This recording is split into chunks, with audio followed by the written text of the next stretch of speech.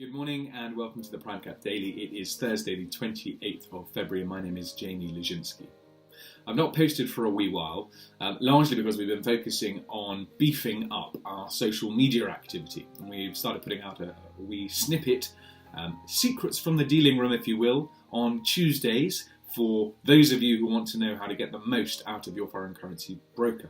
Of course, we could talk at length and advising you how to sort of exploit is the wrong word, but leverage our willingness as a sector to compete for your business. Please do check that out on Tuesday next. It should be a good one. For now, though, I wanted to pass some comment on improvements, or I suppose improvement is actually a relative term, but on the increase in value of the pound. A week and a bit ago, £1 would buy you 1.14 euros, so €1.14.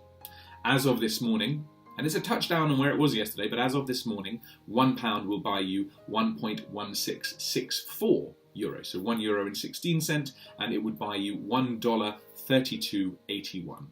Now, the tiny minutiae, the 81 or the 64 after the 116 or the 132, is crucially important for businesses that deal at scale, because that is fractions of a cent or fractions of a euro or a dollar, and it all adds up in terms of purchasing product that's denominated or priced in a foreign currency.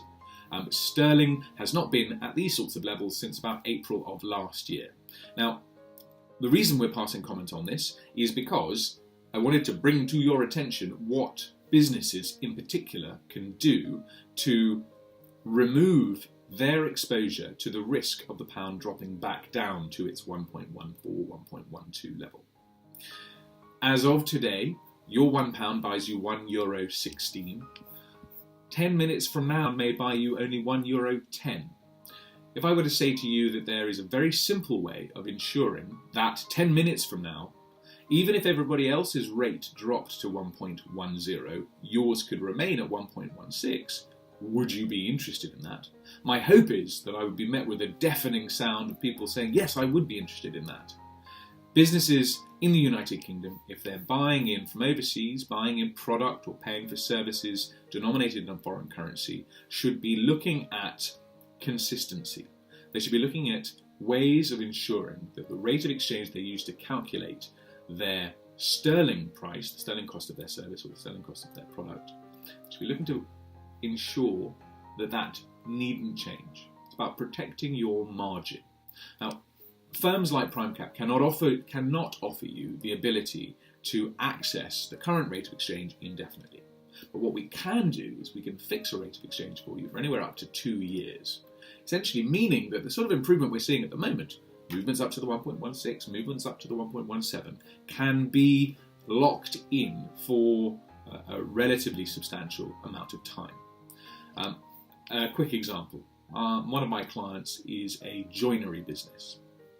They manufacture beautiful, bespoke pieces from a factory in Austria. When they price a UK project, they are using a rate of exchange of 1.10. So their budgeted rate is 110, that's how we would express it.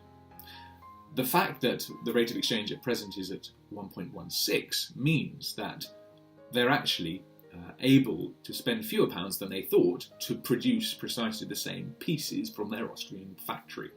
So my suggestion to them has been to lock in the rate of exchange. Any improvement in the rate above their budgeted 110 is a foreign currency gain. And that's wonderful, and they're delighted. But they are mature enough to realise that they are not currency speculators. For them, it's not about waiting to see if the pound improves further and goes up above where it is at present so that they might gain even more of a discount. The bottom line for them is that they want to protect the margin that they have already secured, fortuitously, serendipitously. The fact that 110 was the rate they used and now the rate is at 1.16 is excellent for them, but it's fluke. Nothing more. And so they are locking in using a forward contract to extend their access for a certain proportion of their sales, extend their access to that 1.16 rate. And I would commend that type of approach to corporate clients all over the UK. If you have a little cash in the bank, sufficient cash flow to be able to utilise a forward contract, the sort of contract that PrimeCap and many other currency brokers offer, then I would strongly recommend that. Now, to the nub of it, what's going to happen with the rate? A question that is so difficult to answer, I tell you. There isn't yet a deal. The clock is ticking. So ultimately, if we do not have a deal by the 29th, I think that people are going to take out their frustration at that on the rate of exchange, and the value of the pound will drop.